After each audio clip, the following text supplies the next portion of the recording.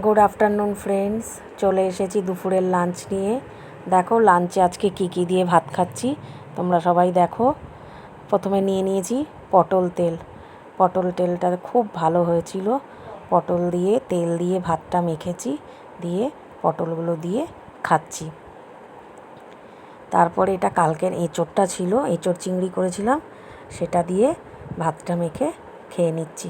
খুব ভালো হয়েছিল কালকের এঁচোড় চিংড়িটা, অল্প একটু ছিল, সেটা দিয়ে খাচ্ছি। তারপরে নিয়ে নিয়েছি আজকে রান্না খুব বেশি একটা কিছু করিনি, হালকা ফুলকা রান্না, বিউলির ডাল আর আলু পোস্ত দিয়ে খাচ্ছি। আমার খুব প্রিয় বিউলির ডাল আর আলু পোস্ত। আর ওইটা উপরে যেটা দেখছো ওটা হচ্ছে রসুনের আচার।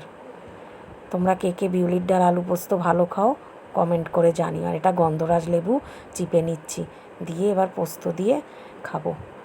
ভিডিওটা যদি তোমাদের ভালো লাগে অবশ্যই বন্ধুরা লাইক করো, শেয়ার করো, কমেন্ট করো।